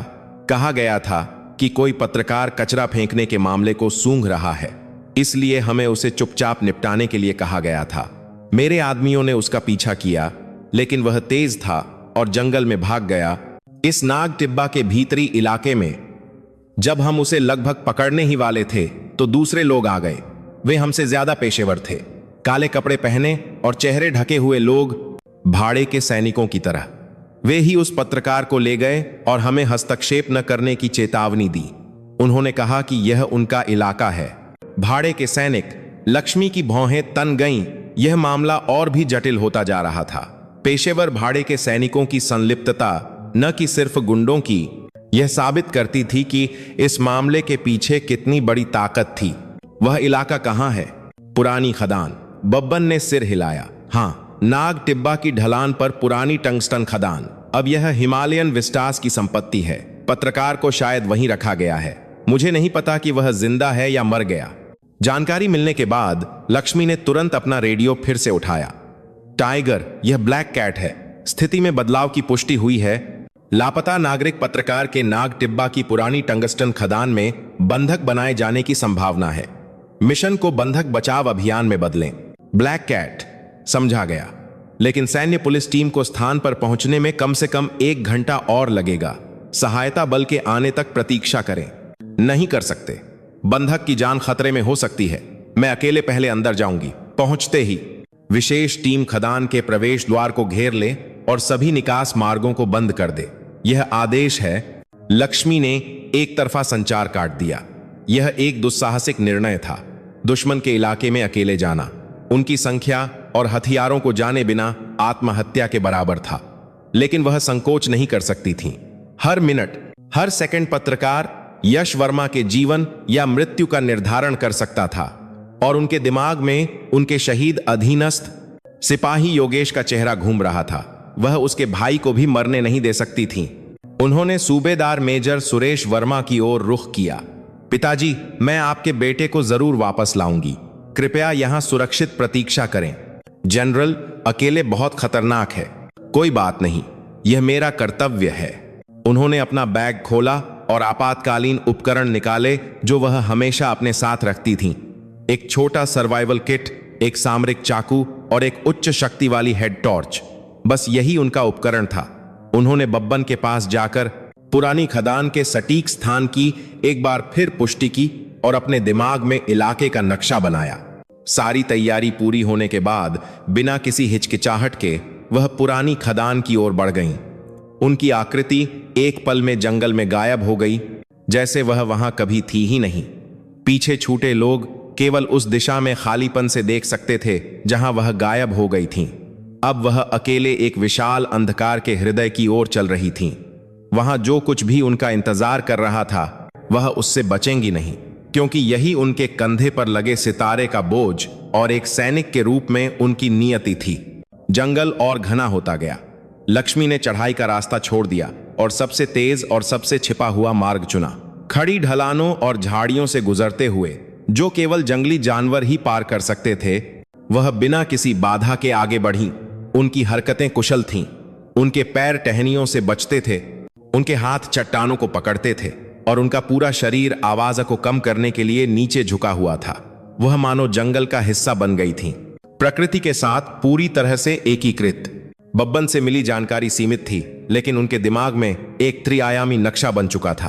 पहाड़ी की चोटी की दिशा, घाटी में नदी के प्रवाह की आवाज, पेड़ों पर काई की दिशा, इन सब का उपयोग करके वह अपनी वर्तमान स्थिति और पुरानी खदान के अनुमानित स्थान की लगातार गणना करती रहीं। यह एक मानव जीपीएस था जो दशकों के भूमि नेविगेशन प्रशिक्षण और युद्ध के अनुभव से बना था। प्रवेश द्वार खोजना मुश्किल नहीं था। हालांकि यह जंगली झाड़ियों से ढका हुआ था, जैसे कि इसे बहुत पहले छोड़ दिया गया हो। लेकिन अगर ध्यान से देखा जाए तो मानव कदमों और वाहन के पहियों के हल्के निशान थे। हिमालयन विस्टास की संपत्ति लिखा एक जंग लगा बोर्ड वहां खड़ा था और उसके पीछे एक पुरानी कांटेदार तार की बाड़ फैली हुई थी। बाड़ का एक हिस्सा हाल ही में काटा हुआ लग रहा था और फिर लापरवाही से फिर से बांध दिया गया था। यह दुश्मन का प्रवेश मार्ग था। बाड़ पर से कूदने के बजाय लक्ष्मी ने उसके बगल की खड़ी चट्टान को चुना। सामने के गेट से प्रवेश करना अपनी आमद की घोषणा करने जैसा था। उन्होंने चट्टान की दरारों को अपने हाथों से पकड़ा और अपने जूते की नोक को पैर जमाने के लिए इस्तेमाल किया। बिना आवाज किए चट्टान पर चढ़ गईं। रॉक क्लाइंबिंग विशेष बलों में एक बुनियादी प्रशिक्षण है। कुछ मिनट बाद वह चट्टान की चोटी पर पहुंच गईं, जहां से पूरी पुरानी खदान का क्षेत्र स्पष्ट रूप से दिखाई दे रहा था। उस दृश्य ने उनके दिल की धड़कन रोक दी। खदान के प्रवेश द्वार के आसपास कुछ पुरानी इमारतें थीं, जैसे कि एक गार्ड पोस्ट और एक सामग्री गोदाम, और उसके आसपास काले कपड़े पहने लोग गश्त कर रहे थे। कुल 4 लोग थे। उनके हाथों में स्वचालित असॉल्ट राइफलों जैसे हथियार थे और उनकी हरकतें फुर्तीली और व्यवस्थित थीं। वे निश्चित रूप से बब्बन द्वारा बताए गए भाड़े के सैनिक थे, स्पष्ट रूप से सामान्य गुंडों से अलग स्तर के थे। लक्ष्मी ने अपने शरीर को नीचे किया और अपनी सांस रोक ली। अगर वह बिना आग्नेयास्त्रों के सीधे उनका सामना करती तो वह तुरंत मारी जाती। उन्होंने दुश्मन के गश्ती पैटर्न, निगरानी क्षेत्र और उनके अंधे स्थानों का विश्लेषण करना शुरू कर दिया। वे 2-2 लोगों की टीमों में घूम रहे थे, एक दूसरे पर नजर रख रहे थे और नियमित रूप से चल रहे थे। लेकिन उनकी भी एक कमजोरी थी। वे केवल बाहर से आने वाले घुसपैठियों पर ध्यान केंद्रित कर रहे थे। उन्होंने कभी कल्पना भी नहीं की थी कि कोई खड़ी चट्टान के ऊपर से उन पर नजर रख रहा होगा। एक ऑपरेशनल योजना तुरंत उनके दिमाग में बन गई। उद्देश्य बंधक बचाव, दुश्मन के साथ गोलीबारी से हर संभव बचना था। घुसपैठ का मार्ग, खदान का वेंटिलेशन शाफ्ट। इस तरह की पुरानी खदानों में मुख्य सुरंग के अलावा कई वेंटिलेशन शाफ्ट या आपातकालीन निकास जरूर होंगे। उन्होंने अपनी नजर घुमाई, खदान के आसपास के पूरे इलाके को स्कैन किया और उन्हें वह मिल गया। गार्ड पोस्ट की इमारत के पीछे झाड़ियों में चतुराई से छिपा हुआ एक छोटा ऊर्ध्वाधर छेद था। बहुत संभावना थी कि वह एक वेंटिलेशन शाफ्ट था। वह फिर से चलने लगीं। चट्टान के साथ क्षैतिज रूप से चलते हुए वह बिना आवाज किए वेंटिलेशन शाफ्ट क्षेत्र के पास पहुंची। सौभाग्य से दुश्मन का गश्ती मार्ग वहां तक नहीं था। झाड़ियों को हटाने के बाद एक संकरा छेद जो लोहे की जाली से ढका हुआ था दिखाई दिया। जंग लगी लोहे की जाली एक वयस्क पुरुष के लिए बहुत छोटी थी, लेकिन उनके पतले शरीर के साथ यह संभव लग रहा था। समस्या यह थी कि उस जाली को कैसे हटाया जाए। उन्होंने अपना सामरिक चाकू निकाला। फिर अपने चाकू की नोक से उन्होंने जाली को पकड़े हुए पुराने बोल्ट को खुरचना शुरू कर दिया। दशकों से मौसम के कारण जंग लगे बोल्ट को अनुमान से कहीं ज्यादा आसानी से हटाया जा सका, लेकिन समस्या आवाज की थी। अगर धातु के घर्षण की थोड़ी सी भी आवाज होती तो वह तुरंत पकड़ी जाती। उन्होंने अपनी शर्ट का एक सिरा फाड़ा और उसे पानी से गीला किया। फिर उन्होंने स्नेहक के रूप में बोल्ट और जाली के बीच धीरे धीरे पानी की बूंदें डालीं। फिर बहुत धीरे धीरे उन्होंने जाली को मिलीमीटर दर मिलीमीटर घुमाया। समय अनंत काल की तरह धीरे धीरे चल रहा था। उनकी सारी नसें उनकी उंगलियों के पोरों पर केंद्रित थीं। अंत में एक धीमी कड़क आवाज के साथ एक जाली निकल गई। उसी तरह उन्होंने एक और जाली निकाली। अब उनके शरीर के अंदर जाने के लिए पर्याप्त जगह थी। अंधेरे में अपने शरीर को धकेलने से पहले उन्होंने आखिरी बार जमीन की जांच की। दुश्मन अभी भी अपना काम कर रहा था। लक्ष्मी ने एक गहरी सांस ली। अब से पूर्ण अंधकार और एक अज्ञात स्थान में उन्हें पूरी तरह से अपनी इंद्रियों पर भरोसा करना था। ऊर्ध्वाधर शाफ्ट उनके अनुमान से ज्यादा गहरा निकला। वह दीवारों पर चट्टान के उभारों को पकड़कर सावधानी से नीचे उतरी। नीचे से नम हवा और फफूंद की गंध आ रही थी। लगभग 10 मीटर नीचे उतरने के बाद उनके पैर की उंगलियों ने जमीन को छुआ। हेड टॉर्च जलाने के बजाय उन्होंने अपनी आंखों को अंधेरे के अनुकूल होने का इंतजार किया। विशेष प्रशिक्षण के माध्यम से उनके पास लगभग बिना रोशनी वाले वातावरण में वस्तुओं की रूपरेखा को पहचानने की क्षमता थी। धीरे धीरे सुरंग का आकार दिखाई देने लगा। संकरी सुरंग मकड़ी के जाले की तरह हर दिशा में फैली हुई थी। उन्हें नहीं पता था कि कौन सी मुख्य सुरंग की ओर जाती है। वह झुकी और अपना हाथ फर्श पर रखा।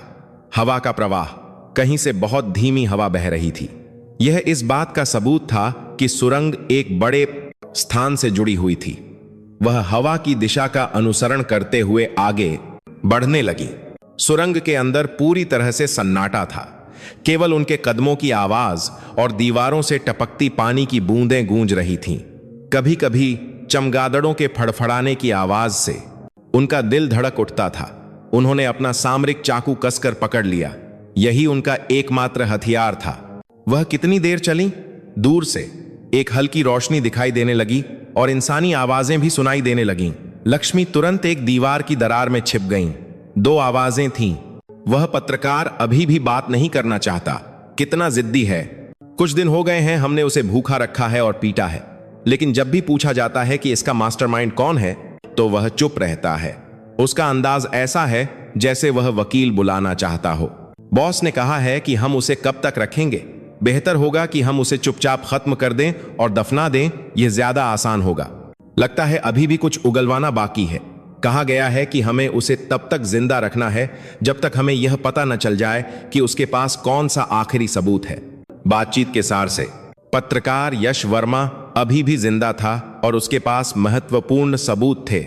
लक्ष्मी ने राहत के साथ साथ एक बड़ी जिम्मेदारी भी महसूस की। वह और भी सावधानी से आवाज के स्रोत के पास पहुंची। संकरी सुरंग समाप्त हो गई और एक विशाल स्थान सामने आया। यह एक बड़ी गुफा थी जहां पुरानी खदान के उपकरण बिखरे हुए थे और बीच में एक आदमी एक पुराने लोहे के खंभे से बंधा हुआ था। वह यश वर्मा था। उसका चेहरा सूजा हुआ था और होंठ फटे हुए थे। उसके कपड़े फटे और गंदे थे, लेकिन उसकी आंखों में अभी भी जान थी। एक अटूट प्रतिरोध की भावना चमक रही थी। 2 गार्ड थे। वे अलाव जलाकर उसके सामने बातें कर रहे थे। उनके हाथों में पिस्तौल थीं। पता चला कि बाहर के गार्डों के अलावा अंदर भी कर्मी थे। लक्ष्मी ने तेजी से स्थिति का विश्लेषण किया। एक सीधी लड़ाई उनके लिए नुकसानदेह होगी। 2 के मुकाबले 1 की स्थिति और प्रतिद्वंद्वी के पास आग्नेयास्त्र थे। उन्हें अंधेरे का फायदा उठाना था। गुफा की छत 10 मीटर ऊंची थी, जिसमें स्टैलेक्टाइट्स और चट्टानें लटकी हुई थीं, और उनकी आंखों ने कुछ देखा। गार्डों के सिर के ऊपर एक पुरानी चरखी पर एक बड़ा लोहे की जंजीरों का बंडल लटका हुआ था। वह चीज शायद खनन के लिए इस्तेमाल की जाती थी। उसका वजन निश्चित रूप से सैकड़ों किलोग्राम होगा। वह बिना आवाज किए गुफा की दीवार पर चढ़ने लगीं। एक मकड़ी की तरह उन्होंने छत के पास पहुंचने के लिए दरारों और चट्टानों के उभारों का इस्तेमाल किया। उनका निशाना वह पुराना सहारा था जो चरखी को थामे हुए था। नीचे के गार्डों को कुछ भी पता नहीं था। वे नहीं जानते थे कि उनके सिर के ऊपर अंधेरे में मौत की परछाई करीब आ रही थी। लक्ष्मी चरखी के सहारे पर पहुंची। उन्होंने अपना सामरिक चाकू निकाला और उस पुरानी रस्सी को काटना शुरू कर दिया जो सहारे को थामे हुए थी। थोड़ा थोड़ा करके रस्सी के रेशे एक एक करके टूट गए, और हर बार ऐसा होने पर उन्हें एक तनाव महसूस होता था जो उनके दिल की धड़कन रोक देता था। आखिरकार रस्सी लगभग टूट ही गई थी। उन्होंने नीचे देखा। दोनों गार्ड अभी भी अलाव के पास थे। यही मौका था। उन्होंने बाकी बची रस्सी पर अपनी ताकत लगाई और अपना चाकू घिसा। एक भयानक धड़ाम की आवाज के साथ लोहे की जंजीरों का बंडल स्वतंत्र रूप से गिरने लगा। गड़गड़ाहट की आवाज के साथ अंधेरे को चीरता हुआ। धड़ाम। पत्थर के फर्श से टकराने वाली लोहे की जंजीरों के बंडल की आवाज ने पूरी गुफा को एक गड़गड़ाहट की तरह हिला दिया। सैकड़ों किलोग्राम लोहे के पत्थर के फर्श से टकराने से उत्पन्न शॉकवेव ने हवा को चीर दिया और धूल का एक विशाल बादल बना दिया। अलाव चारों दिशाओं में फैल गया और गार्डों ने सहज रूप से खुद को सिकोड़ लिया। यह क्या था? भूकंप? उनमें से एक ने सिर उठाते हुए गाली दी, लेकिन इससे पहले कि वह स्थिति को समझ पाता, लक्ष्मी उनके पीछे उतर चुकी थीं। उन्होंने छत से जंजीर गिराई थी, जबकि आवाज और धूल को कवर के रूप में इस्तेमाल करते हुए नीचे कूद गई थीं। हालांकि ऊंचाई 10 मीटर थी, उन्होंने झटके को सहने के लिए कई बार चट्टानों के उभारों पर पैर रखा और एक बिल्ली की तरह बिना आवाज किए उतरी। धूल और अंधेरे में लक्ष्मी की आकृति एक भूत की तरह थी। वह सबसे नजदीकी गार्ड के पीछे से पहुंची। वह आदमी अभी भी चकित था, गड़गड़ाहट के स्रोत की तलाश कर रहा था। लक्ष्मी की बांह उसकी गर्दन के चारों ओर लिपट गई। उनकी हथेली का किनारा उसकी कैरोटिड धमनी पर सटीक रूप से लगा। वह आदमी बिना चिल्लाए बेहोश होकर गिर गया। मार्को, क्या हुआ? दूसरे गार्ड ने अपने साथी का नाम पुकारा और मुड़ा। उसने जो देखा वह उसका गिरा हुआ साथी और उसके पीछे एक अजनबी महिला का धुंधला साया था। वह घबरा गया और अपनी कमर पर लगी पिस्तौल निकालने की कोशिश की, लेकिन लक्ष्मी की हरकतें तेज थीं। उन्होंने फर्श पर पड़े एक कंकड़ को लात मारी। वह पत्थर तेजी से निकला और उस आदमी के माथे पर सटीक रूप से लगा। आह! वह आदमी अपना चेहरा पकड़कर चिल्लाया। एक पल में लक्ष्मी ने दूरी कम कर ली। उनका हाथ उस आदमी की कलाई पर झपटा जो पिस्तौल पकड़े हुए था। उन्होंने उसकी कलाई का जोड़ तब तक मोड़ा जब तक पिस्तौल गिर नहीं गई, और उसी समय उन्होंने अपने घुटने से उसके पेट पर लात मारी। वह आदमी असहाय होकर गिर गया। लक्ष्मी ने गिरी हुई पिस्तौल को तेजी से उठाया। ठंडा और भारी स्पर्श, एक वजन जो उन्होंने लंबे समय से महसूस नहीं किया था। उन्होंने सेफ्टी लॉक खोला और पिस्तौल का मुंह गिरे हुए आदमी के सिर पर तान दिया। हिले तो तुम्हारा सिर फट जाएगा। उनकी आवाज में कोई भावना नहीं थी। वह आदमी केवल दर्द और डर में औंधा पड़ा रह सकता था। पूरी स्थिति 10 सेकंड से भी कम समय में नियंत्रित हो गई थी। बिजली की तरह प्रकट होकर सब कुछ एक चीख के साथ निष्क्रिय कर दिया। लक्ष्मी ने गिरे हुए दोनों आदमियों के हाथ पैर उनके पास मौजूद अतिरिक्त रस्सी से बांध दिए। उन्होंने बेहोश आदमी के मुंह में कपड़ा भी ठूंस दिया। दूसरा आदमी अभी भी होश में था, लेकिन कुछ भी कहने से बहुत डर रहा था। वह खंभे से बंधे यश वर्मा के पास गईं। उस आदमी ने अविश्वास के भाव से यह सब दृश्य देखा था। गहरी निराशा के बीच एक उद्धारकर्ता प्रकाश की किरण की तरह प्रकट हुआ था। उसे नहीं पता था कि वह महिला कौन थी या वह उसे बचाने क्यों आई थी। लक्ष्मी ने सामरिक चाकू से उसे बांधने वाली रस्सी काट दी। दिनों तक बंधे रहने के कारण खून न बहने से उसकी कलाई और टखने सूज गए थे। आप यश वर्मा हैं? हाँ, सही है। आप कौन हैं? उसने अपनी आवाज को मजबूर किया। उसका गला सूखा था और आवाज कर्कश थी। मैं ब्रिगेडियर लक्ष्मी सिंह राठौड़ हूं। मैं आपके पिता सूबेदार मेजर सेवानिवृत्त सुरेश वर्मा के अनुरोध पर आई हूं। मेरे पिता? यश की आंखें कांप उठीं। क्या यह महिला उसके पिता की पूर्व सहयोगी थी या कोई और संबंध था? वह भ्रमित था, लेकिन यह पूछने का समय नहीं था। हमें यहां से निकलना होगा। क्या आप चल सकते हैं? हाँ, मैं ठीक हूं, अभी भी टिक सकता हूं। यश लड़खड़ाते हुए खड़ा हुआ। दिनों के भूखमरी और दुर्व्यवहार से उसका शरीर टूट चुका था, लेकिन उसकी आत्मा अभी नहीं टूटी थी। उसने अपने बगल में पड़े एक छोटे कैमरा बैग को पकड़ा। मुझे यह ले जाना होगा, सारे सबूत इसी में हैं। लक्ष्मी ने सिर हिलाया। उन्होंने पिस्तौल को अभी भी होश में वाले गार्ड पर तान दिया और पूछा, क्या यहां सिर्फ तुम दोनों हो? बाहर के गार्डों के अलावा क्या अंदर कोई और है? उस आदमी ने डर से सिर हिलाया। कोई नहीं है, सिर्फ हम दोनों हैं। कुल 6 लोग हैं, 4 बाहर गश्त कर रहे हैं और हम दोनों। इस खदान की संरचना कैसी है? क्या कोई और निकास मार्ग है?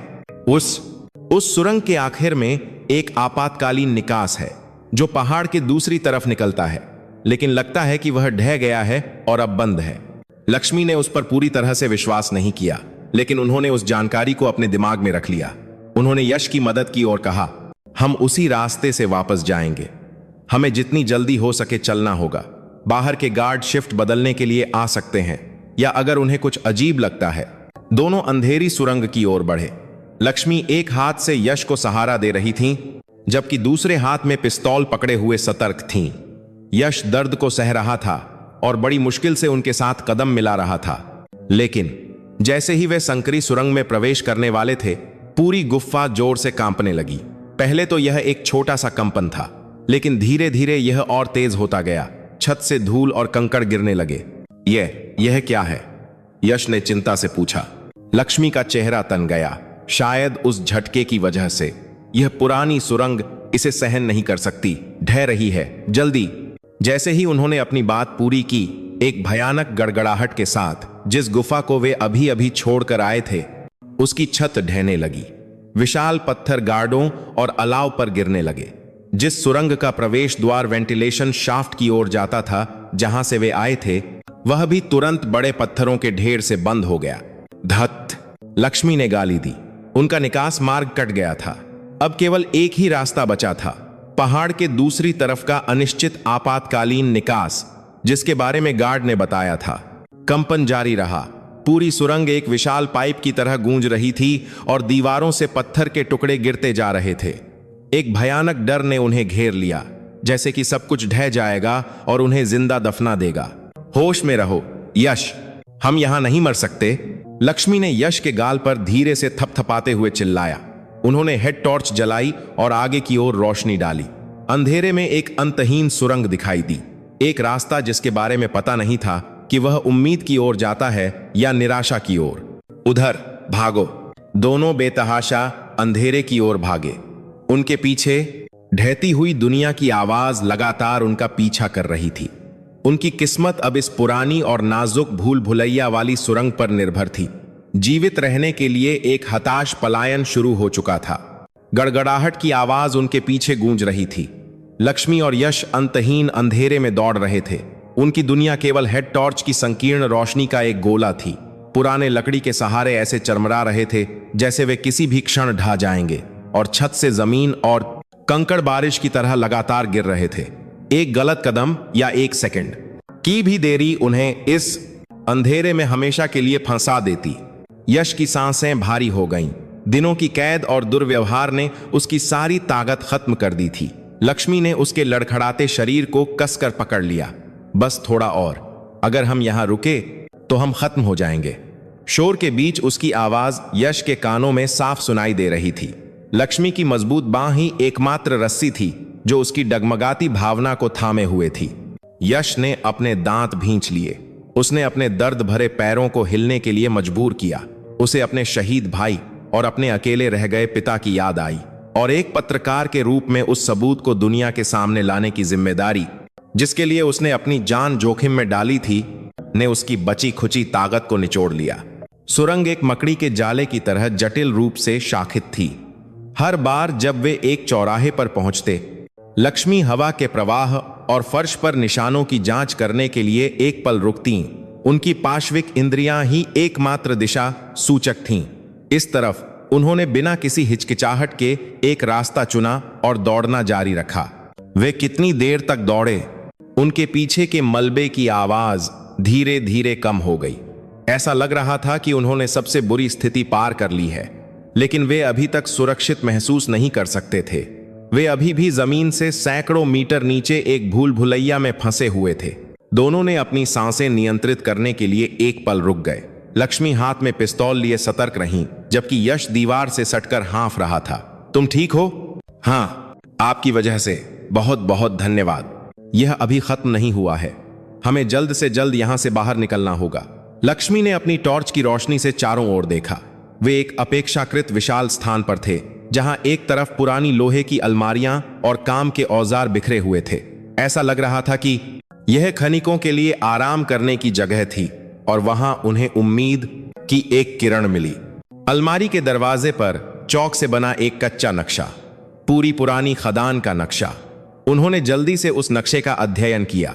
अधिकांश सुरंगों को बंद या ढहा हुआ चिह्नित किया गया था, लेकिन जिस दिशा में वे जा रहे थे, उसके अंत में आपातकालीन निकास 3 चिह्नित एक निकास था।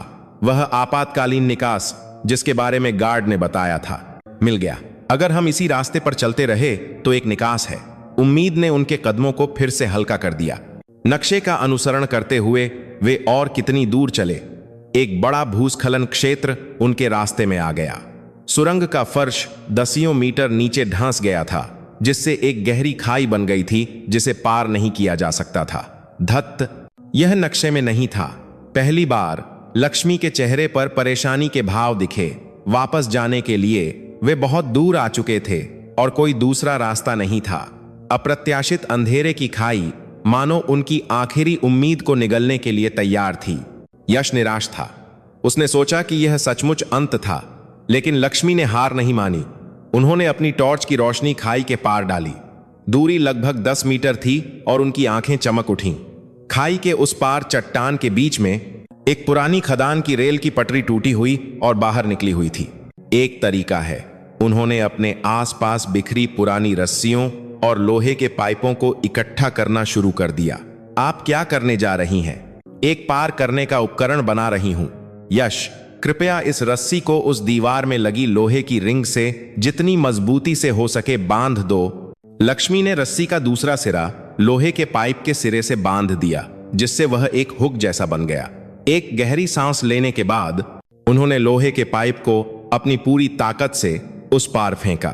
कई बार असफल होने के बाद टिंग की आवाज के साथ हुक उस पार टूटी हुई रेल की पटरी में सफलतापूर्वक फंस गया। कामयाब। अब दोनों चट्टानों के बीच एक रस्सी फैली हुई थी। अब हम इस रस्सी का उपयोग करके पार करेंगे। मैं सुरक्षा सुनिश्चित करने के लिए पहले जाऊंगी। रुकिए 1 मिनट। उससे पार करना? क्या वह रस्सी हमारा वजन सह पाएगी? यश डर गया। नीचे घना अंधेरा था। अगर वे गिरे तो वे निश्चित रूप से मारे जाते। सहना ही होगा। कोई दूसरा रास्ता नहीं है। मुझ पर विश्वास करो और मेरे निर्देशों का पालन करो। तुम यह कर सकते हो। लक्ष्मी की नजर डगमगाई नहीं। उस पूर्ण विश्वास ने यश के डर को थोड़ा कम कर दिया। लक्ष्मी बिना किसी हिचकिचाहट के रस्सी पर लटक गईं। अपनी प्रशिक्षित बाह की मांसपेशियों के साथ उन्होंने आसानी से अपने शरीर का वजन संभाला और कुशलता से उस पार जाने लगीं। एक सर्कस कलाबाज की तरह उनकी हरकतें स्थिर और सहज थीं। सुरक्षित रूप से उस पार पहुंचने के बाद उन्होंने रस्सी को और मजबूती से फिर से बांधा और चिल्लाईं, अब तुम्हारी बारी है। यश, नीचे मत देखो, सिर्फ रस्सी और मेरी आवाज पर ध्यान केंद्रित करो। यश ने कांपते हाथों से रस्सी पकड़ी। उसका दिल जोरों से धड़क रहा था। उसने अपनी आंखें बंद कर लीं और अपना शरीर रस्सी को सौंप दिया। जब उसका पूरा वजन उसकी बाहों पर था तो वह चीखना चाहता था, लेकिन उसने अपने दांत भींच लिए और आगे बढ़ा। सेंटीमीटर दर सेंटीमीटर लक्ष्मी से प्रोत्साहन की आवाज लगातार सुनाई दे रही थी। बहुत बढ़िया, लगभग पहुंच गए, थोड़ा और। आखिरकार उसके हाथ ने उस पार की जमीन को छुआ। वह तुरंत फर्श पर बैठ गया और हांफने लगा। उसका पूरा शरीर पसीने से भीगा हुआ था। तुमने कर दिखाया। लक्ष्मी ने उसकी पीठ थपथपाई। उनके चेहरे पर एक हल्की मुस्कान थी। संकट से गुजरने के बाद दोनों फिर से चलने लगे और जल्द ही उनकी नाक में नम मिट्टी की गंध के साथ ताजा रात की हवा का झोंका आया। यह गंध! यश चिल्लाया। सुरंग के अंत में चांद की हल्की रोशनी अंदर आ रही थी। निकास! दोनों अपनी बची खुची ताकत के साथ प्रकाश की ओर चले। जब उन्होंने संकरे निकास को ढकने वाली झाड़ियों को हटाया और बाहर कदम रखा, तो उनका स्वागत ठंडी रात की हवा और सितारों ने किया, जो मानो आसमान से गिर रहे हों। वे आखिरकार नर्क जैसी पुरानी खदान से भागने में कामयाब हो गए थे। यश बैठ गया और एक गहरी सांस लेते हुए आसमान को देखने लगा। उसने महसूस किया कि जीवन कितना कीमती है। उसने लक्ष्मी की ओर रुख किया, जिसने उसे बचाया था। चांद की रोशनी में उसकी आकृति किसी और प्राणी की तरह लग रही थी, इंसान की नहीं। धन्यवाद, मैं सचमुच आपकी जान का कर्जदार हूं। लक्ष्मी ने अपना सिर हिलाया। नहीं, बल्कि मुझे लगता है कि मैंने आपके भाई पर अपना थोड़ा कर्ज चुकाया है। उन्होंने अपना संचार रेडियो निकाला। सौभाग्य से सिग्नल काम कर रहा था। टाइगर, यहां ब्लैक कैट है। बंधक को सफलतापूर्वक बचा लिया गया है। हम इस समय पहाड़ के दूसरी तरफ आपातकालीन निकास 3 से बाहर निकल आए हैं। हेलीकॉप्टर सहायता का अनुरोध है। ब्लैक कैट सुरक्षित। समझा गया। तुरंत एक खोजी हेलीकॉप्टर भेज रहे हैं। स्थिति पर बने रहें। सहायता के वादे ने उन्हें शांत किया, लेकिन लक्ष्मी ने अपनी सतर्कता कम नहीं की। वे अभी भी दुश्मन के प्रभाव क्षेत्र में हो सकते थे।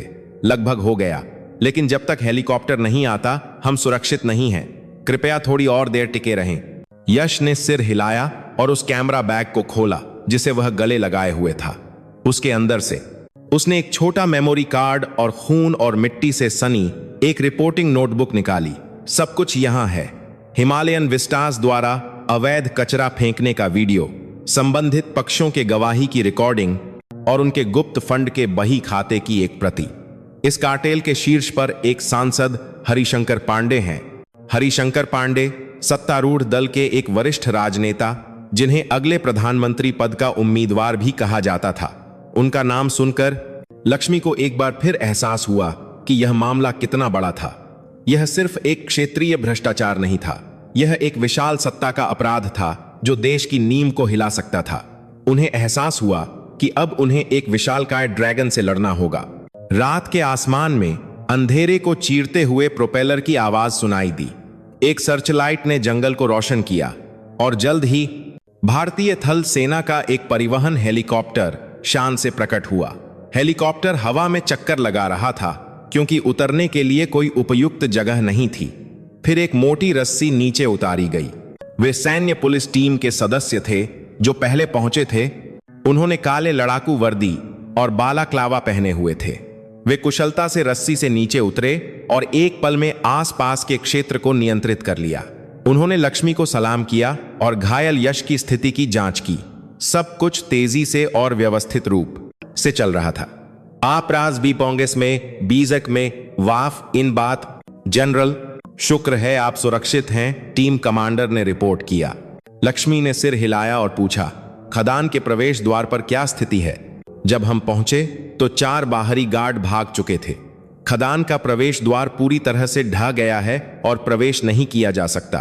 अनुमान है कि कोई भी जीवित नहीं बचा है। लक्ष्मी एक पल के लिए चुप हो गईं। खदान के अंदर छूटे 2 गार्ड निश्चित रूप से जिंदा दफन हो गए होंगे। हालांकि वे दुश्मन थे, फिर भी एक कड़वाहट बनी रही। लेकिन यह भावुक होने का समय नहीं था। हेलीकॉप्टर से एक स्ट्रेचर नीचे उतारा गया और यश सैन्य डॉक्टर से प्राथमिक उपचार प्राप्त करने के बाद हेलीकॉप्टर में उठाया गया।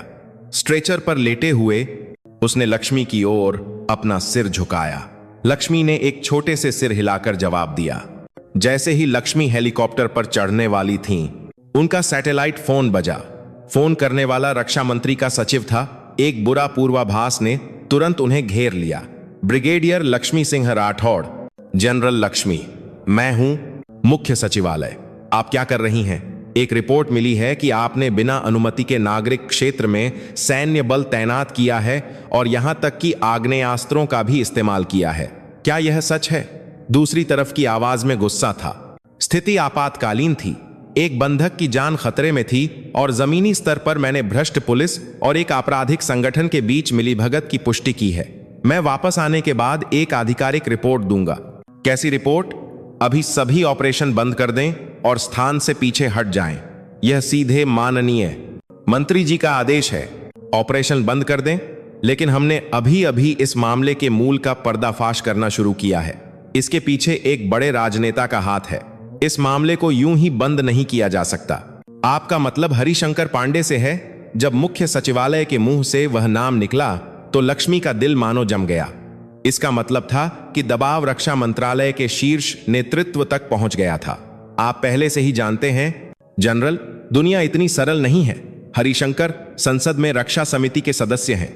वह हमारे सैन्य बजट को नियंत्रित करते हैं। समस्या मत खड़ी करो, जल्दी वापस आओ। हम इस मामले को चुपचाप सुलझा लेंगे। नहीं हो सकता, लक्ष्मी ने दृढ़ता से कहा। तुमने क्या कहा? मैं केवल राजनीतिक कारणों से लोगों के जीवन और सुरक्षा को खतरे में डालने वाले अपराध को छिपाने के आदेश का पालन नहीं कर सकती। मैं एक सैनिक हूं। मेरी वफादारी का उद्देश्य देश और जनता है, कोई विशेष राजनेता नहीं। अरे, क्या आप अवज्ञा करने का इरादा रखती हैं? क्या आप चाहती हैं कि आपका सैन्य करियर खत्म हो जाए? मुख्य सचिवालय की आवाज एक डांट में बदल गई, लेकिन लक्ष्मी डगमगाई नहीं। युद्ध के मैदान में जब वरिष्ठों से संपर्क टूट जाता है तो फील्ड कमांडर को अपने निर्णय के आधार पर ऑपरेशन जारी रखने का अधिकार होता है। इस समय मैं एक ऐसे दुश्मन से लड़ रही हूं जो राष्ट्रीय सुरक्षा के लिए खतरा है। माफ कीजिए, लगता है यहां सिग्नल कनेक्शन बहुत खराब है। लक्ष्मी ने एक तरफा फोन काट दिया। यह एक स्पष्ट अवज्ञा थी, एक जुआ जिसने उनके पूरे सैन्य करियर को दांव पर लगा दिया। सैन्य पुलिस टीम के कमांडर ने, जो उन्हें देख रहा था, सावधानी से पूछा, जनरल, क्या आप ठीक रहेंगी? बिल्कुल नहीं, लेकिन यह कुछ ऐसा है जिसे करना ही होगा। हेलीकॉप्टर पर चढ़ने के बजाय उन्होंने टीम कमांडर को आदेश दिया, आपकी टीम पत्रकार यश वर्मा को एक सुरक्षित सैन्य अस्पताल में ले जाए और उसकी कड़ी सुरक्षा करे। किसी भी बाहरी पक्ष को पास न आने दें, खासकर पुलिस पर भरोसा न करें। मैं यहां और सबूत इकट्ठा करने के लिए रहूंगी। लेकिन जनरल, अकेले? यह आदेश है, जल्दी करो। टीम कमांडर अब और बहस नहीं कर सकता था। उसने सलाम किया और हेलीकॉप्टर पर चढ़ गया। हेलीकॉप्टर ने तेज हवा छोड़ी और अंधेरे में गायब हो गया। सुनसान जंगल में लक्ष्मी अकेली रह गईं। अब सेना से आधिकारिक समर्थन के बिना उन्हें एक विशाल सत्ता के खिलाफ अकेले लड़ना था। उन्होंने यश द्वारा दिया गया मेमोरी कार्ड और रिपोर्टिंग नोटबुक अपनी जेब में डाल लिया। यही उनका एकमात्र हथियार था। वह फिर से खदान के प्रवेश द्वार की ओर बढ़ी। हालांकि प्रवेश द्वार ढह गया था, लेकिन उसके आसपास निश्चित रूप से हिमालयन विस्टास द्वारा कचरा फेंकने के निशान अभी भी होंगे। उन्होंने पूरी रात खदान के आसपास खोजा और उन्हें वह मिल गया। चतुराई से छिपाई गई जमीन के अंदर से सैकड़ों कचरे के ड्रम निकले। एक तीखी बदबू ने उनकी नाक में चुभन पैदा की। जहरीले कचरे का संकेत देने वाले खतरे के निशान स्पष्ट रूप से दिखाई दे रहे थे। यह अकेले ही हिमालयन विस्टास और हरिशंकर को जोड़ने के लिए एक मजबूत सबूत था। उन्होंने इस पहले हिमालयन तार का रखी। आप पता चला, आपको दो था संभद्दान का। आप संभद्दान का सारे दृश्य को अपने फोन में रिकॉर्ड कर लिया। जब सुबह होने लगी तो उन्होंने सभी सबूत इकट्ठा कर लिए थे। अब जो बचा था वह यह था कि इस सबूत को दुनिया के सामने कैसे लाया जाए। वह पहाड़ से नीचे उतरी और शहर की ओर जाने वाली सड़क पर उनका सामना दर्जनों पुलिस की गाड़ियों से हुआ जो उनका इंतजार कर रही थीं। वे सड़क के दोनों ओर ऐसे खड़े थे जैसे किसी विजयी जनरल का स्वागत कर रहे हों, लेकिन उनके चेहरों पर स्वागत का कोई भाव नहीं था, केवल ठंडी नजरें और दुश्मनी थी। पुलिस की गाड़ियों के बीच से एक आदमी बाहर निकला। देहरादून के एसएसपी ब्रिगेडियर लक्ष्मी सिंह राठौड़। आपको भगोड़ेपन, नागरिक पर हमला और अवैध हथियारों के इस्तेमाल के आरोप में गिरफ्तार किया जाता है। एसएसपी के बयान के साथ ही दर्जनों पुलिसकर्मियों ने उन्हें घेर लिया। तूफान के केंद्र में वह पूरी तरह से घिर चुकी थीं। दर्जनों पुलिसकर्मियों ने लक्ष्मी को घेर लिया। उनकी नजरें ठंडी थीं। उनके हाथ अपनी कमर पर लगी पिस्तौल के पास बेचैन थे। हवा में एक विस्फोटक तनाव महसूस हो रहा था। देहरादून के एसएसपी हाथ बांधे खड़े थे। उनके चेहरे पर जीत का भाव था। बेहतर होगा कि आप अपने हथियार सौंप दें और शांति से आत्मसमर्पण कर दें जनरल। अगर आप विरोध करती हैं तो मैं मौके पर गोली मारने का आदेश दे सकता हूं, उन्होंने कहा। उनकी आवाज में सत्ता की सुरक्षा पाने वाले किसी व्यक्ति का अहंकार भरा हुआ था। पिछली रात हेड कांस्टेबल ओम प्रकाश के दयनीय रवैये के विपरीत यह स्पष्ट था कि उन्हें हरिशंकर पांडे से आश्वासन मिल गया था। लक्ष्मी ने धीरे धीरे अपने हाथ उठाए, लेकिन यह आत्मसमर्पण का संकेत नहीं था। उन्होंने यश की रिपोर्टिंग नोटबुक और मेमोरी कार्ड अपनी जेब से निकाला। इसकी वजह से उनकी आवाज शांत थी, लेकिन उसमें आसपास के सभी शोर को मात देने की ताकत थी। इसमें वह सच्चाई है जिसे आप लोग छिपाने के लिए बेताब हैं। Harishankar Pandey, Himalayan Vistas Private Limited और देहरादून में भ्रष्ट कार्टेल, जिसमें आप सब शामिल हैं। सारे सबूत यही हैं। एसआईएसपी का चेहरा तुरंत तन गया। उन्होंने शांत रहने का नाटक करने की कोशिश की, लेकिन लक्ष्मी ने उनकी थोड़ी कांपती पुतलियों को देख लिया। मुझे नहीं पता कि तुम किस बारे में बात कर रही हो। जल्दी से वह जिसे तुम सबूत कह रही हो सौंप दो और गिरफ्तारी का पालन करो। क्या तुम्हें लगता है कि मैं इसे यूं ही सौंप दूंगी? लक्ष्मी व्यंग्यात्मक रूप से मुस्कुराईं। फिर उन्होंने कुछ ऐसा किया जो अप्रत्याशित था। उन्होंने अपना फोन निकाला और किसी के साथ वीडियो कॉल की। त्रिपाठी जी, कैसे हैं? स्क्रीन पर चश्मा पहने एक अधेड़ उम्र का आदमी दिखाई दिया। उसके पीछे एक टीवी न्यूज चैनल के न्यूज रूम की गहमा गहमी दिख रही थी। लक्ष्मी, बहुत समय हो गया, लेकिन तुम्हारी हालत ऐसी लग रही है जैसे तुम अभी अभी युद्ध से लौटी हो। कुछ वैसा ही। मैं आपको एक बहुत ही दिलचस्प दृश्य दिखाने जा रही हूं। क्या इसे लाइव प्रसारित किया जा सकता है? त्रिपाठी भारत के सबसे प्रभावशाली खोजी पत्रकारिता कार्यक्रम के कार्यकारी निर्माता थे। अतीत में उन्होंने लक्ष्मी की यूनिट पर एक वृत्त चित्र बनाया था और उनके साथ अच्छे संबंध बनाए थे। वह लक्ष्मी की ईमानदारी को किसी से भी ज्यादा जानते और सम्मान करते थे। लक्ष्मी ने अपने फोन का कैमरा घुमाया और उन्हें घेरने वाले पुलिसकर्मियों को दिखाया। वहां क्या हो रहा है? त्रिपाठी की आवाज तेज हो गई।